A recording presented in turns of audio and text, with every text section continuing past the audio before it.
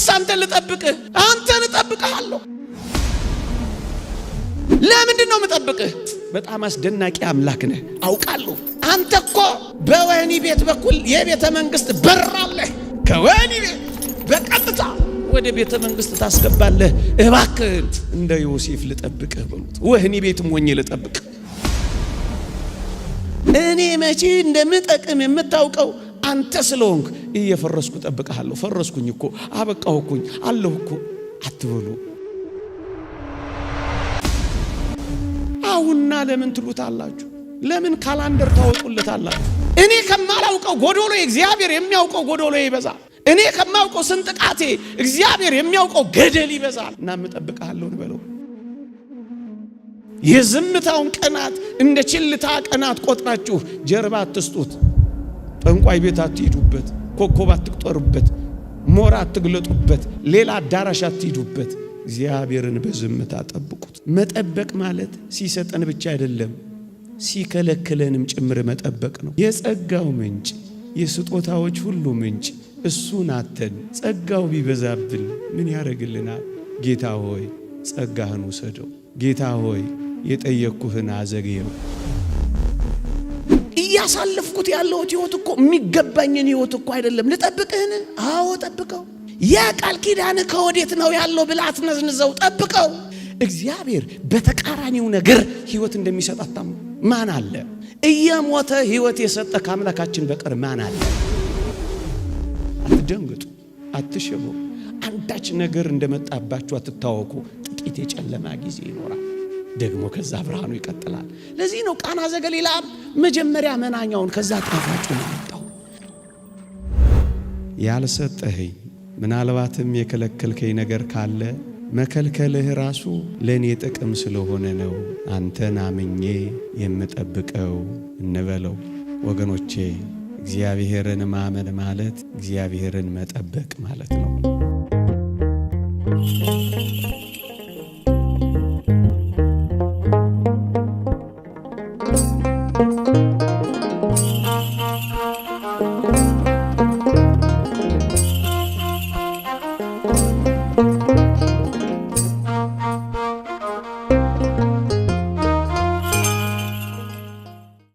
በስመ አብ ወወልድ ወመንፈስ ቅዱስ አሃዱ አምላክ አሜን።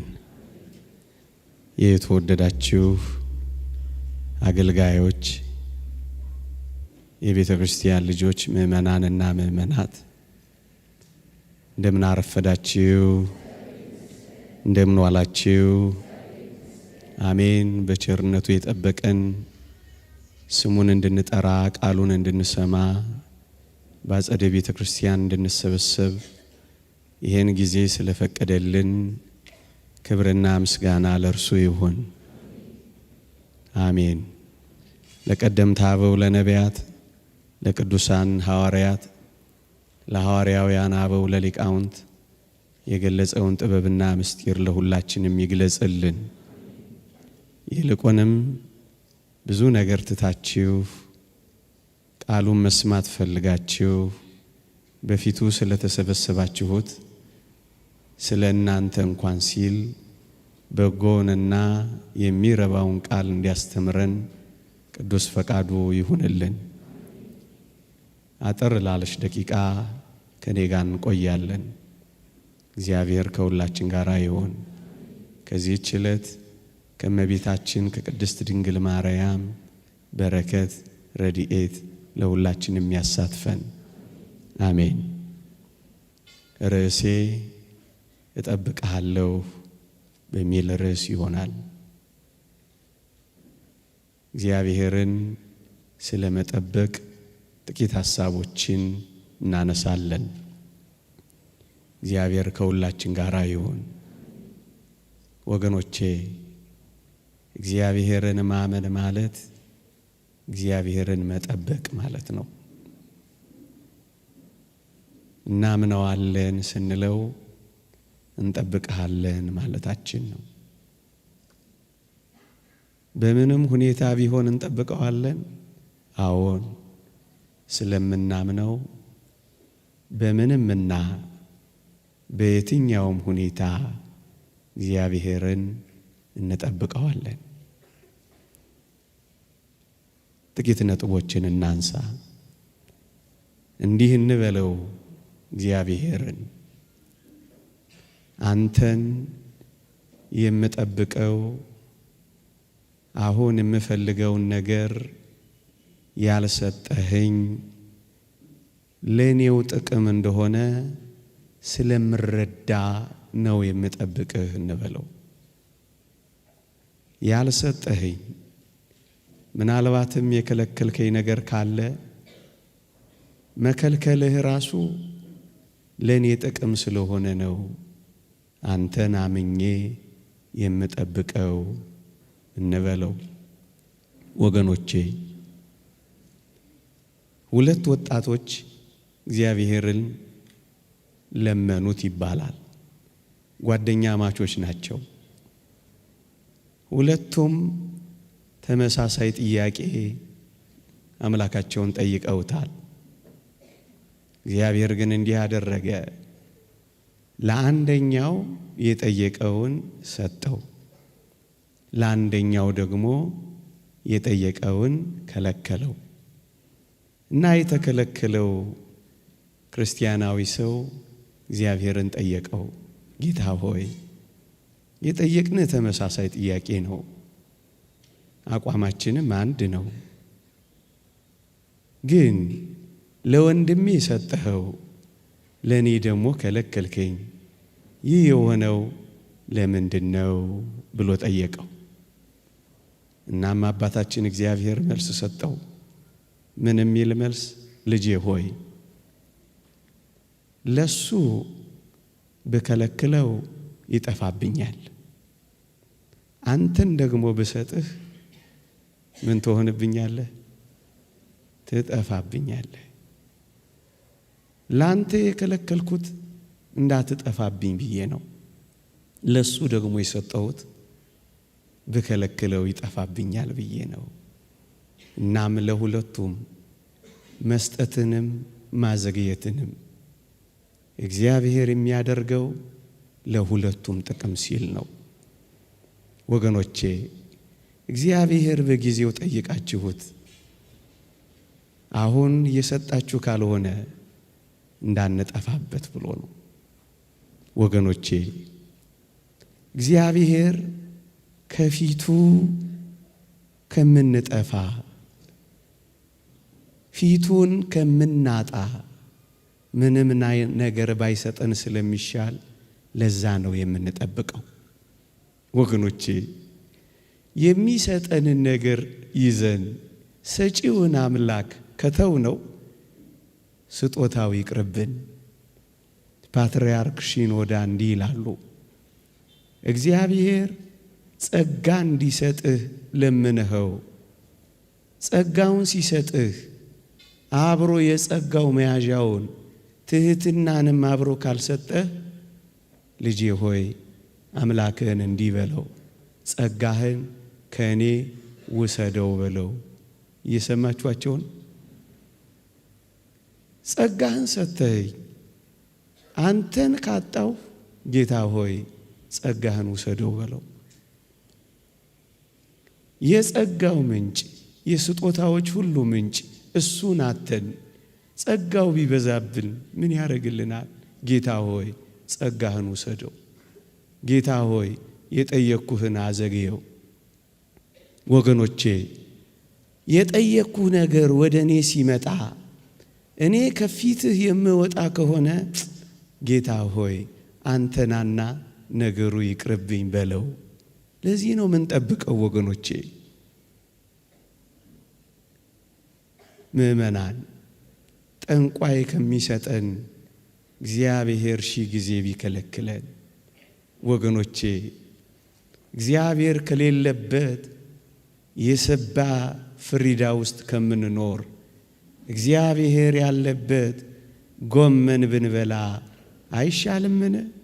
ግድ የለም አንተ የሌለህበትን ፍሪዳህን ውሰደው። ወገኖቼ፣ ከሴጣን መሳም የአምላኬ ቁንጥጫ ይሻለኛል ማለት ምንኛ የከበረ ልመና ነው ወገኖቼ። ይህች ዓለም ማር ከምታቀርብልን ይልቅ እግዚአብሔር መራራ የለውም እንጂ መራራው እንዴት ይጣፍጣል። ለዚህ ነው እኛ እግዚአብሔርን የምንጠብቀው የሚሰጠን ነገር አሁን ያልሰጠን እግዚአብሔር ለኛ ጥቅም ስለሚያደርገው ብቻ ነው ወገኖቼ። አንድ ሕፃን ልጅ ቢላ ይዞ ሲጫወት ብናየው በእርግጠኝነት ቢላውን መንጠቃችን አይቀሬ ነው ወገኖቼ። ምናልባት የምንጠይቀው ስለት ምናልባት የያዝነው ቢላ ቢሆንስ?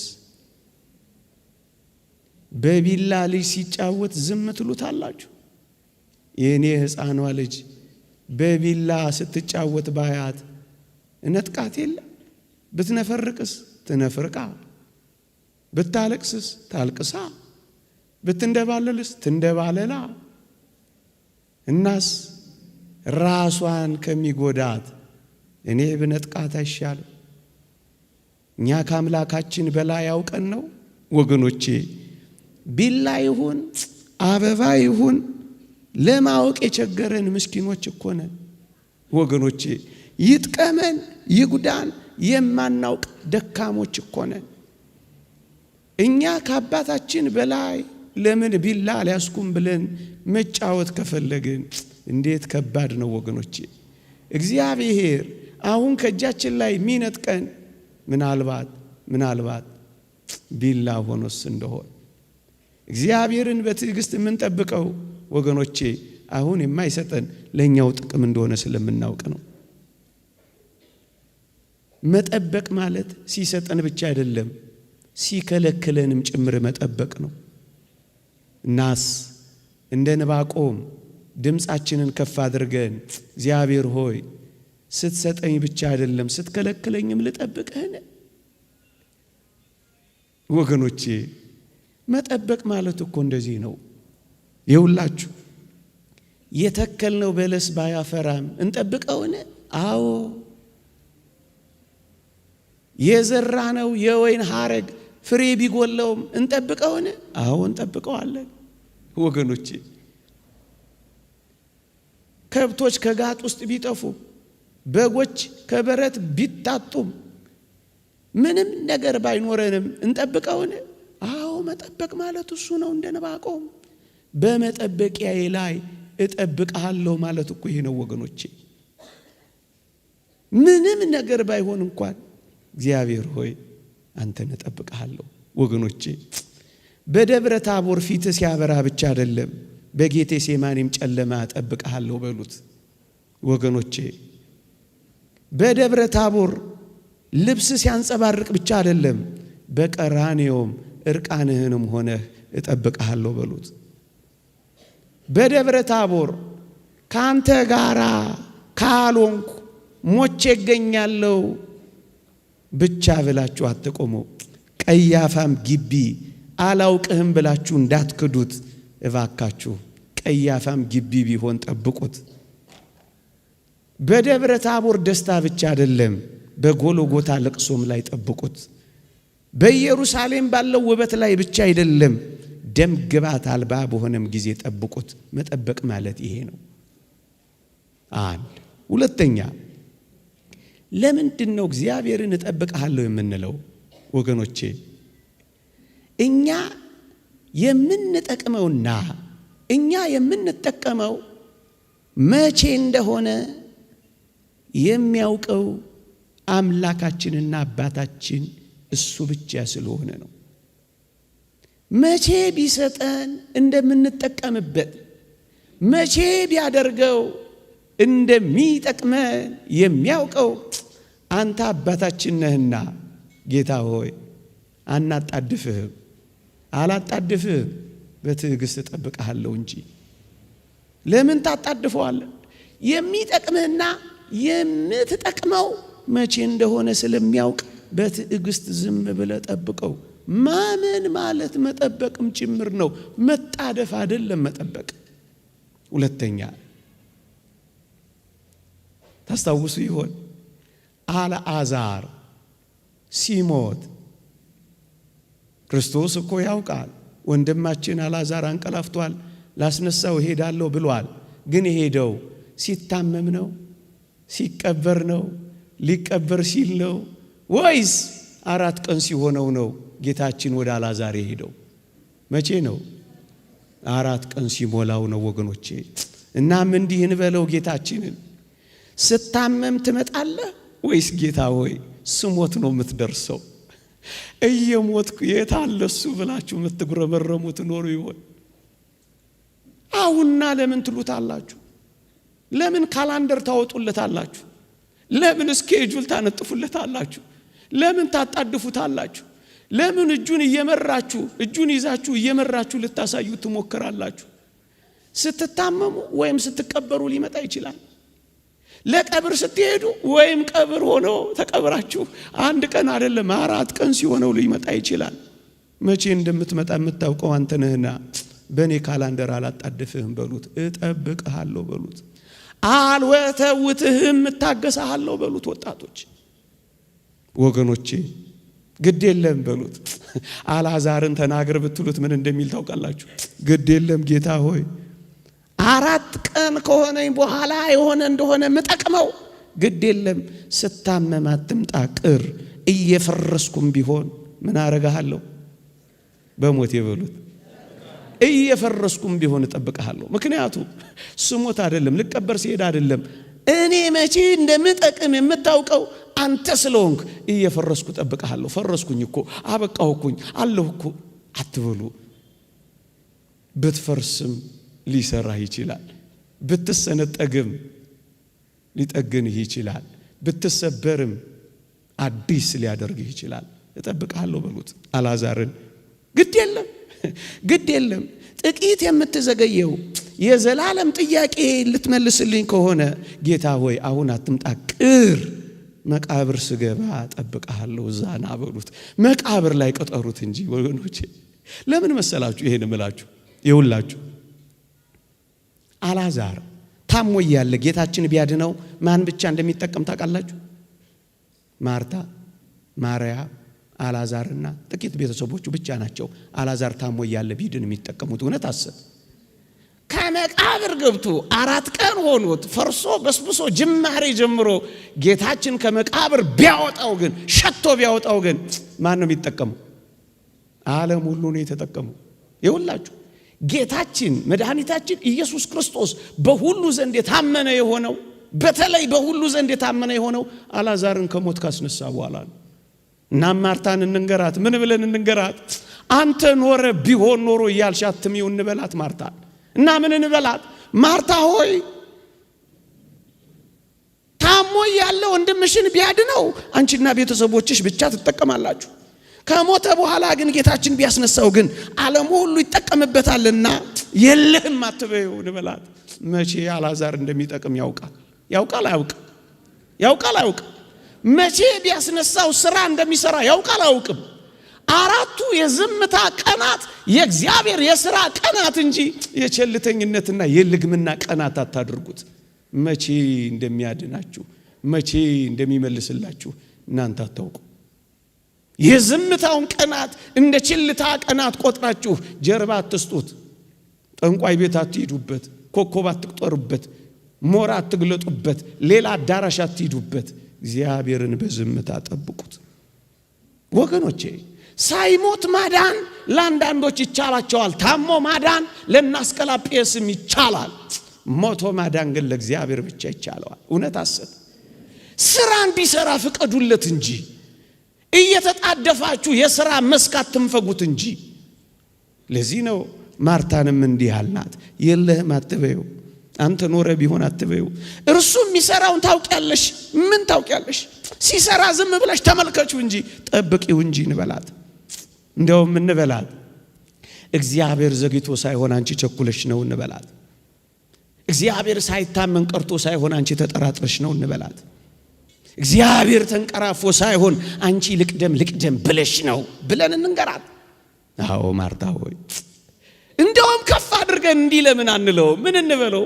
ጌታ ሆይ አንተ እኔ የማላውቀውን ጎዶሎዬን የምትሞላ ስለሆንክ ከእኔ ከማውቀው ሽንቁሬ አንተ ጠብቀኝ። እኔ ሽንቁሬን ለመድፈን ስሞክር አንተ ለካ ታላቁን ገደሌን ነው የምትሞላልኝ እና እጠብቅሃለሁ እንበለው። እኔ ከማላውቀው ጎዶሎዬ እግዚአብሔር የሚያውቀው ጎዶሎዬ ይበዛል። እኔ ከማውቀው ስንጥቃቴ እግዚአብሔር የሚያውቀው ገደል ይበዛል እና እጠብቅሃለሁ እንበለው። መቼ እንደሚጠቅም የሚያውቀው እግዚአብሔር ነው። አንተና እኔ አናውቀው እና ምን ጠብቀዋለን? እስኪ የዛን የቃና ዘገሊላ ላስታውሳችሁ። ጋኖቹ ውስጥ ያለው መናኛ ወይን እስኪያልቅ እግዚአብሔር አዲስ ወይን ለመስራት ጊዜ ያስፈልገዋል። ሳያልቅ ለምን ይሰራል? አበረከተ ልታስብሉት ነው? ተውት እንጂ ያ ጊዜ ገና አልደረሰም ያለውን ጊዜ ጠብቁ እንጂ ወጣቶች ጠብቁት። እሱን መጠበቅ ምን ያጣድፋል? ምን ያስቸኩላል? ጠብቁት። ግድ የለም አንተ መናኛውን በጣፋጭ ልትቀይረው ከሆነ ግድ የለም የኔ መናኛ ይለቅና ያንተ ጣፋጭ ይቀጥል። ጠብቅሃለሁ በሉት። ግድ የለም የኔ ያልኩት ይለቅ፣ ያንተ ያልከው ይለቅ፣ ያንተን ጥፍጣፊ ይለቅ፣ ያንተ ጋን ይታጠብ፣ ምንም ነገር እንደሌለበት ይረጋገጥና እግዚአብሔር ሥራ ሳይጀምር እንደሆነ ታወዋለህ። ጠብቀው። ዓለም እንደሆነ ታውቃታላችሁ። መጀመሪያ መናኛውን ታመጣለች። ይታወቅ ጌታ እግዚአብሔር ምስጢሩን ሁሉ ተመልከቱት። ጨለማን ፈጠረ፣ ከዛ ብርሃን አደረገ። እውነት ሐሰት? ከብርሃኑ በፊት ጨለማ መኖሩ የዘፍጥረትን መጽሐፍ ጥቂት ገጾች ግን እንዳነበባችሁ ቀንና ሌሊት፣ ጨለማና ብርሃን፣ ክረምትና በጋ፣ መዝራትና ማጨድ በምድር ላይ ይፈራረቃሉ ነው የሚለው። ይሄማ አለ። ወጣቶች አትደንግጡ፣ አትሸበሩ። አንዳች ነገር እንደመጣባችሁ አትታወቁ። ጥቂት የጨለማ ጊዜ ይኖራል፣ ደግሞ ከዛ ብርሃኑ ይቀጥላል። ለዚህ ነው ቃና ዘገሊላ መጀመሪያ መናኛውን ከዛ ጣፋጩን ያመጣው። እግዚአብሔር ሁሌ እጠብቅሃለሁ፣ ጣፋጩ እስኪመጣ እጠብቅሃለሁ። መጠበቅ ማለት እኮ ነው። ጠብቁት፣ አትጣደፉ። ጠብቁት፣ አትፍጠኑ። እግዚአብሔርን በማናቸውም ነገር አትቅደሙት። ጌታችንስ አትመለከቱት? መጀመሪያ እኮ ያመጣው ሕማሙን ነው። ከዛ በኋላ እኮ ነው ትንሣኤውን የገለጠው። እውነት ሐሰት? እውነት። የሚቀድመው ሕማም ነው፣ የሚቀድመው ፈተና ነው፣ የሚቀድመው መከራ ነው። እስራኤል እንኳን ከግብፅ ሲወጡ አታስታውሱ? መጀመሪያ የገጠማቸው የማራ ውሃ ነው። ኦሪት ዘኍልቍን አንብቡ። የማራ ውሃ ላይ መራራ ከጠጡ በኋላስ ጥቂት ፈቀቅ እንዳሉ 12 የዘንባባ ዛፎች ያሉባት ጣፋጭ የኤሊም ውሃ ነው የተከተለችው። ጥቂት ነው የሚያስጠብቀን። እናስ ጠብቁት። ሶስተኛ ነገርን ለማሳጠር ሶስተኛ የሰማችሁኝ ነው። ሶስተኛ ከሶስተኛው በፊት ያለ ጊዜዋ አንዲትን ጫጩት እንቁላሏን ያለ ጊዜዋ ብትሰብሩት ጊዜ ወፏ ትበራለች። ጫጩት መትሆን ትመስላችኋለች? ምንድነው የምትሆን? ታቆማለች። ያለ ጊዜዋ አትስበሩት እንጂ እግዚአብሔር ሁሉን ነገር በጊዜው ጊዜ ነው የሚያደርገው። ወገኖች እግዚአብሔር እንደ ዓለም አይደለም። ዓለም መጀመሪያ ደስታዋን ትሰጣችኋለች። ቅድም ካልኩት በተቃራኒ ነው። ከዛ በኋላ ነው ሐዘኗን የምታመጣው። መጀመሪያ ሳቋን ከዚያ ለቅሷን ነው የምታመጣው። መጀመሪያ ሱሷን ከዛ በሽታዋን ነው የምታመጣው። መጀመሪያ ጌጧን ከዛ ማቋን ነው የምታመጣው። መጀመሪያ ሜካፑን ከዛስ ማዲያቷን ነው የምታመጣው። እያየናት አይደል? ዓለም እንደዚህ ናት። እግዚአብሔር ግን እንደዚህ አይደለም። እናስ እንጠብቅሃለን፣ ጠብቅሃለሁ። ሶስተኛው ነገሬ ሁሉም ነገሬ ተቃራኒ እንኳን ቢሆን ልጠብቅህን በሉት እስኪ። ተቃራኒስ ቢሆን ልጠብቅህ? አዎ የእግዚአብሔር ልጆች ተቃራኒ ቢሆን እንኳን እንጠብቀዋለን። እየሰማችሁኝ ነው? እየሆነብኝ ያለው ነገር እኮ እንደነገርከኝ አይደለም። ልጠብቅህን? አዎ ጠብቀው። እያሳለፍኩት ያለው ህይወት እኮ የሚገባኝን ህይወት እኮ አይደለም። ልጠብቅህን? አዎ ጠብቀው። ያ ቃል ኪዳን ከወዴት ነው ያለው ብለህ አትነዝንዘው። ጠብቀው። መጠበቅ ማለት እኮ ይሄ ነው። ተቃራኒም ቢሆን ጠብቀውታል እኮ። እንደማለት ጠብቀህ እንደ ዮሴፍ ልጠብቅህ ወይስ እንደ ዴማስ ልተው ጌታ ሆይ? እንደ ማን ይሁን? እንደ ዮሴፍ። ዮሴፍን ታስታውሳላችሁ? ወንድሞችህ ዮሴፍን አሁን ብናናገረው ምን እንደሚል ታውቃላችሁ? ጌታ ሆይ ወንድሞችህ ይሰግዱልሃል አልከኝ እንጂ ጉድጓድ ይጥሉሃል አላልከኝም፣ ግን ልጠብቅህ የሚል አይመስላችሁም? ይሰግዱልሃል ያለው ግን ያረገውታል። ጉድጓድ ውስጥ እኮ ነው የጣሉት። ግንስ ልጠብቅህን ቢለው ይጠብቀዋል አይጠብቀው? ተቃራኒ ነው፣ ግን ይጠብቀዋል። ይገዙልሃል ወንድሞችህ ይገዙልሃል አልከኝ እንጂ ይሸጡሃል አላልከኝም እና ልጠብቅህ? አዎ ጠብቀኝ፣ ጠብቀሃለሁ። ተቃራኒ ቢሆን ቢገላበጥም እጠብቀሃለሁ። ከዋክብት ሳይቀሩ ፀሐይና ጨረቃ ሳይቀሩ ሲሰግዱልኝ አሳየኝ እንጂ መቼ እንዲጨልምብኝ አሳየኝ፣ ግን ልጠብቅህ? አዎ እጠብቅሃለሁ። ተቃራኒ ቢሆንም ጌታ እንደምሆን ነገርከኝ እንጂ ባሪያ እንደሚሆን አልነገርከኝም፣ ግን ልጠብቅህ? አዎ ጠብቀኝ፣ እጠብቅሃለሁ። በወርቅ እንደምታንቆጣቁጠኝ ስጠብቅ በወህኒ ሰንሰለት ያሸበረከኝ ምን ሆነ ነው? አይደለም፣ እጠብቅሃለሁ። ባህር እንደምታጎናጽፈኝ እየጠበቁ የምወደውን የአባቴ ልብስና ስጦታ እርቃኔን አድርገው ሲያስቀሩኝና ደም ነክረው ለአባቴ ሲወስዱለት ለትዝታ እንኳን ልብሴን ይዤ እንዳልሄድ እርቃኔን ሲያረጉኝ ልጠብቅህ? አዎ ጠብቀው። እኔ ልበቀል ወይስ አንተ ልጠብቅህ? አንተን እጠብቅሃለሁ። ለምንድን ነው የምጠብቅህ? በጣም አስደናቂ አምላክ ነህ። አውቃለሁ እግዚአብሔር ሆይ፣ አውቃለሁ አምላኬ ሆይ። አንተ እኮ በወህኒ ቤት በኩል የቤተ መንግስት በር አለህ። ከወህኒ ቤት በቀጥታ ወደ ቤተ መንግስት ታስገባለህ። እባክህ እንደ ዮሴፍ ልጠብቅህ በሉት። ወህኒ ቤትም ሆኜ ልጠብቅህ። ማስገቢያ በር አለህ አንተ። በሐሰት ክስ በመከሰስ አሳልፈ የሁሉ ፈራጅና ዳኛ ማድረግ ታውቅበታለህ። ልጠብቅህ፣ እንደ ዮሴፍ ልጠብቅህ። እኔም እንደ ዮሴፍ ልጠብቅህ። ጥሩ ባሪያ ከመሆን ጀርባ መልካም ጌታ ማድረግ ታውቅበታለህና ጌታ ሆይ ልጠብቅህ። ለጊዜው ካጠለቅኩት ሰንሰለት ቀጥሎ የወርቅ ማርዳ ያለህ አንተ ነህና አምላኬ ሆይ ጠብቅሃለሁ። መጠበቅ ጠብቅሃለሁ። ነገሩ ሁሉ ቢገላበጥም እጠብቅሃለሁ። እንደ ሴትዮዋ ነግሬያችሁ እንደሆነ አላውቅም፣ ሰምታችሁት ከሆነ ይደምቃል። ልንገራችሁ። በዚህ በጾመ ነነዌ ለቅዳሴ ሲሄዱ አንድ አቴስት የአማኝ አንዲትን እናት አገኛቸውና በጥያቄ ፈተናቸው። ምን አላቸው? እናቴ አቤት፣ አሁን ይህንን ጾመ ነነዌ ቢባል ታሪክ አምነው ነው አላቸው። ምኑን ልጄ? ይሄ ሰሞኑን የምትተርኩት የቱን? አሳ አንበሪው ዮናስን ዋጠው፣ ከዛስ አሳ አንበሪው ዮናስን ተፋው የሚለውን አምነው ነው አላቸው። ልጄ አንተ የኔ ደነቀ? አዎ እኔ ግን ነገሩ ቢገላበጥም ተቃራኒ ቢሆንም አምላኬን አምነዋለሁ። እንዴት? አንተ የገረመ አሳ አንበሪው ዮናስን ዋጠው አይደል? አዎ እኔ ግን ዮናስ አሳ አንበሪውን ያጠው፣ ከዛስ ዮናስ አሳ አንበሪውን ተፋው ቢባል ነገሩ ቢገላበጥ እንኳን ማንን አምነዋለሁ? እንደዚህ እናምነዋለን። ቢገላበጥ እንኳን እናምነዋለን። ማመን ማለት እኮ እንደዚህ ነው ወገኖቼ። እግዚአብሔር በተቃራኒው ነገር ሕይወት እንደሚሰጥ አታምኑ? ማን አለ? እየሞተ ሕይወት የሰጠ ከአምላካችን በቀር ማን አለ? እየቆሰለ የፈወሰ ከአምላካችን በቀር ማን አለ? ጭቃ የቀባ ዓይን ያበራ ከአምላካችን በቀር ማን አለ? ጭርት በሚያስይዘው ምራቅ ዓይን ያበራ በተቃራኒው የሚሰራ ከሆነ ዝም ብላ ጠብቀሃለሁ። የመጨረሻ ለአሁኑ ማለት ነው። ጥያቄን ባትመልስልኝ፣ ጊዜ ቢረዝምም ጉልበቴ ቢያረጅም ዝም ብዬ ልጠብቅህ። ተቃራኒ ብቻ ቢሆን አይደለም፣ ዝም ብዬ ልጠብቅህ። ይሄም እኮ ከባድ ጥያቄ ነው። አዎ ጠብቀሃለሁ። እንደማን? እንደ ሙሴ ጠብቀሃለሁ።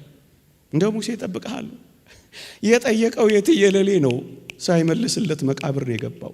ምእመናን እግዚአብሔርን የምናምነው ባይመልስልንም ጭምር እደግመዋለሁ። መልስ የለም የሚል ማክበቢያ እንኳን ቢኖር እግዚአብሔርን እናምነዋለን፣ እንጠብቀዋለን። ሙሴ እንደዚህ እኮ ነው የሆነው። ጥያቄው ሳይመለስ ፊትህን ልይ አለው፣ ጠየቀው። ጥያቄውን ሳይመልስለት ወደ መቃብር አገባው። እግዚአብሔር ከመቃብር ባሻገር መልስ አለው የለው? የለው የለው? አለው የለው? አለው። ይሄን አምላክ ይዤ መቃብርን ብገባ አንተን እጠብቅሃለሁ፣ ባትመልስልኝም እጠብቅሃለሁ። ምን ይሄ ብቻ ወገኖቼ!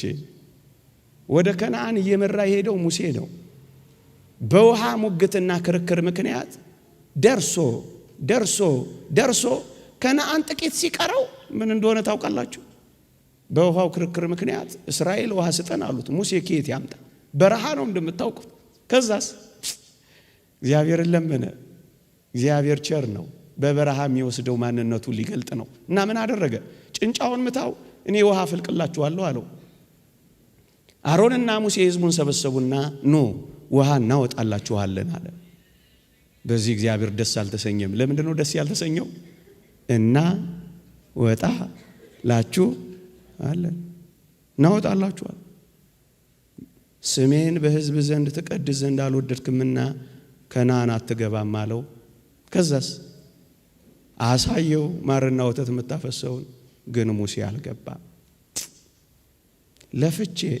ለፍቼ ደርሼ ምን ነው ሳታስገባኝ?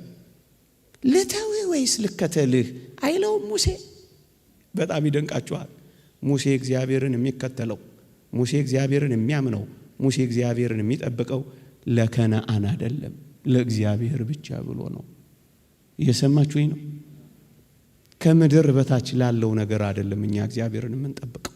ከፍ ያለው ከነዓን ባያስገባውም እያገለገለው አረፈው ሙሴ። እያገለገለ ተሰናበተው ሙሴ። ጥያቄህን ባይመልሰው ያን ሁሉ ሕዝብ አጅቦ ቀባሪ እንኳን አላገኘም ሙሴ። ምክንያቱም የሙሴን መቃብር ካወቁ እስራኤል ወደ አምልኮት እንዳይገቡ የሙሴን መቃብር እንኳን ሰውሮታል። መጽሐፍ ቅዱስ ስለ ቅዱስ ሚካኤል ሲናገር ስለ ሙሴ ሥጋ ሲከራከር ሚካኤል ዲያብሎስን እግዚአብሔር ይጣላሃለው እንጂ ያኛው ካላሳየው ይላል። ዋ ይላል ቅዱስ ሚካኤል። ያኛው ሕዝቡን ሊያስት ነው፣ ቅዱስ ሚካኤል ሊጠብቅ ነው። ስለ ሙሴ ሥጋ እንኳን መቃብር እንኳን የሚከራከር ቅዱስ ሚካኤል በረከቱ ይደርብን። ለከነዓን አይደለም የሚያገለግለው፣ ለራሱ ለፍቅሩ ነው። ይጠብቀዋል፣ ይከተለዋል። ጥያቄው ባይመለስም እርሱ ግን ከእርሱ ፈቀቅ አይልም። ጥያቄያችሁ ባይመለስም እግዚአብሔርን ተከተሉት፣ ጠብቁት። ወገኖቼ ከፍ አድርገን እንጠይቀው። እሳት ውስጥ ሆነን ታድነናለህ ወይስ እሳቱ ሳንገባ ትታደገናለህ? እሳቱን አጥፍተ ሳይሆን እሳቱ መሃል ሆኜ ለማዳንን ታላቅነት ያለህ ነውና ግድ የለም። እሳት ውስጥ ሳልገባ ሳይሆን እሳት ውስጥ ገብቼ እንደምታድነኝ አምናለሁና እሳት ውስጥ ሆኜ እጠብቅሃለሁ በሉት። እሳት አጥፍቶ ሳይሆን እሳት ውስጥ ሆኖ ማዳን የሚችል አምላክ ስለሆነ አጥፍቶ ከማዳን እሳት ውስጥ ሆኖ ማዳን ስለሚበልጥ የሚበልጠውን ምስጢር ለማየት ታግሼ አንተን እጠብቅሃለሁ በሉት። አላኮርፍህም፣ እጠብቅሃለሁ። አልክድህም፣ እጠብቅሃለሁ። አላማህም፣ እጠብቅሃለሁ። ፍቅሬን አልቀንስም፣ እጠብቅሃለሁ። ለምን እንደሚያስጠብቀን አናውቅም። አንድ ታሪክ ልንገራችሁና አላብቃ። ቅዱስ ቄርሎስ የሚባል ቄርሎስ አራተኛ የሚባል በግብጽ ቤተ ክርስቲያን ታላቅ ፓትርያርክ ነበር። ከቅዱስ ሚናስ ከሰማዕቱ ሚናስ ጋር ወዳጅ ነበር። ሰማዕቱ ሚናስ ኅዳር 15 ይከብራል። ታላቅ ሰማዕት ነው። ይሄ ቅዱስ ቄርሎስ በጣም በበረክ እኛም ሀገር መጥቶ ነበር። አፄ ኃይለ ሥላሴ በነበሩበት ዘመን እዚህ መጥቶ ነበር። በጣም ቅዱስ አባት።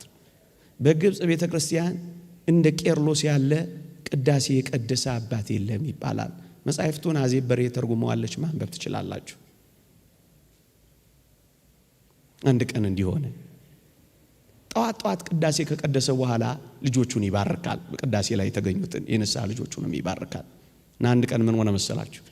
ሁሉም ሲባረኩ አንድ በጣም ተወዳጅ ልጁ ስራ አረፍዶበታል፣ ቸኩሏል።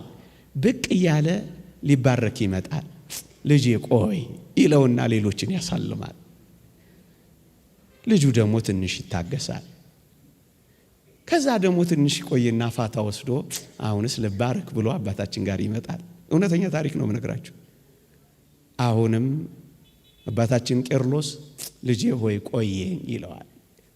አሁን ትንሽ አልበዛም? ትንሽ እየተጉተመተመ ይመለሳል። ከዛ ደግሞ ትንሽ ቆይና ይሄድና አባቴ ሆይ ባርከኝ ይለዋል። ልጄ ሆይ ቆየኝ ይለዋል። አሁን መቅነጥነጥ ይጀምራል። በጣም መጣደፍና መቸኮል ይጀምራል። ሁሉንም ካሰናበተ በኋላ አባ ቄርሎስ ጠራውና ልጄ ሆይ አሁን ሂድ ተባረክ ይልና ይባርከውና ያሰናብተዋል። አጅሬ ስለረፈደበት በጣም ስለቸኮለ እየተጣደፈና እየተከነከነ ልክ ቢሮ ሲሄድ ከቢሮ ትይዩ ትልቅ ዛፍ ነበር። እሱ ከሚቀመጥበት ወንበር ትይዩ አንድ ትልቅ ዛፍ ነበር። ለካ በዛሽ ቅጽበት አባ ቄርሎስ ቆየኝ ልጄ በሚልበት ቅጽበት ያ ትልቅ ዛፍ ወድቆ ልጁ የሚቀበጥበትን ወንበርና ቴብል እንክት አድርጎ ሰብሮት ነበር። እንደ ተቀዠቀዠ ቢሄድ ምን ይሆን ነበር? እንደዚህ ያለኝ አንድ ልጅ ደስ ሲል በደንብ ነው የገለጸልኝ። ይሞት ነበር። አትጣደፉ፣ ጠብቁት። እየሰማችሁኝ ነው? ደስታም ብታገኙ ደግሞ እጅግም አትቦርቁ። ስለ ፈተና አብዝቼ ደስታ ደግሞ አንዳንዶች እግዚአብሔርን እንዳይጠብቁት እንዳይታገሱት ያረጋቸዋል። የቀበሮዋን ታሪክ ልንገራችሁና ላብቃ።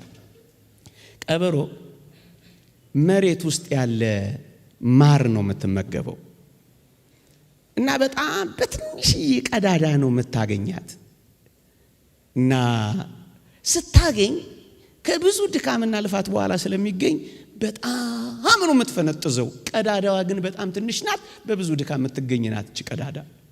እና ቀበሮቲ ምን ታደርጋለች? ልክ ምግቧን ያገኘችበትን ቀዳዳ ስታገኝ በጣም በደስታ እየተገለባበጠች አክሮባት እየሰራች ምን ታደርጋለች? ትደሰታለች። እንደ ሕፃን ልጅ ሆነ እንዲህ ማወራላችሁ እንደ አባባ ተስፋዬ በጣም ትፈነጥዛለች። ከዛስ ከፍንጠዛዋ በኋላ ማሯን ልትበላ መለስ ስትል ምስኪን ናት፣ ቀዳዳዋ ይጠፋባታል፣ ማሯ ይጠፋባታል እና በጣም ትሰቃይ። አንዳንዶቻችን የደስታችን ልክ ቀዳዳችንን እያስጠፋን ደስታችንን በሐዘን እየቀየረብን ነውና በልክ እንደሰት። ከዚያ ቀበሮ ከዚህ ሁሉ ልምድ በኋላ ምን እንዳደረገች ታውቃላችሁ? ልክ የማሯን ቀዳዳ ስታገኝ በአንድ እግሯ ቀዳዳው ላይ ትቆምና በሌላኛው እግሯ እና ይሄንን አትተውት ለማለት ነው። ይቆየን። የእግዚአብሔር ቸርነት፣ የእመቤታችን አማላጅነት፣ የቅዱሳን በረከት ረድኤት አይለየን። ወገኖቼ አንድ ነገር እንድናገር ብቻ ፈቀዱልኝ። እንደዚህ ወጣትን ማግኘት ብዙ ሰዎች ያስፈልጉናል። ወጣቶችን የሚሰበስቡ ከኳስ ቤት የሚያመጡ እንዲህ ወዳለው ጉባኤ እግዚአብሔር የሚሰበስቡ ከጫት ቤት የሚነጥቁ በኪነ ጥበብ እያዋዙ የእግዚአብሔርን ቃል የሚሰጡ አንድ አይደለም፣ ሁለት አይደለም፣ ሶስት አይደለም፣ በጣም ብዙ ሺህ ሰራተኞች ያስፈልጉናል። ዓለም በብዙ ርቀት እየሄደብን ነው። እኛ ሀገር በእግር እንኳን መከተል አቅቶናል። ብዙ ጉድለቶች ሊኖሩን ይችላሉ። እንደ ጀማሪ እኔ አላውቃቸውም እነዚህን ወንድሞች። እንደ ጀማሪ ሁላችንም በጉድለት ውስጥ ነው የምንኖረው ወገኖቼ። ቀዳዳችንን እየተደፋፈነ ጉድለታችንን በውስጥ መስመር ነው ብትሉት በውስጥ መስመር እኔ አላውቀውም ይሄን ውስጥ መስመር እግዚአብሔር ይመስገን እስከ ዛሬ በውስጥ መስመር እየተነጋገረን ከመድከም ይልቅ መበርታትን ከመገፈታተር መደጋገፍን ትልቁን ስዕልና ቁም ነገር አድርገን እንድንበረታ አደራ ለማለት ነው። እንደዚህም የምታዘጋጁ ሰዎች ትልቅ ተቋም እንድታረጉት ነው የምመኘው። በግሌ ከፍ እንድታረጉት አንድ ሰው አይደለም 3 4 5 እየሆናችሁ ከፍ አድርጉት። ይሄን ዓለም እንገዳደረው። ምንታረመውን እየታረምን የጎደለውን እየሞላን ቀስ ብለን እየተመካከር ከፍ እናድርገው። ችግርን በችግር መፍታት ልማዳችን አይሆን። ይቆየኝ። እግዚአብሔር ቸርነት፣ እመቤታችን አማላጅነት፣ የቅዱሳን መላእክት በረከት ረድኤት አይለየን። አሜን።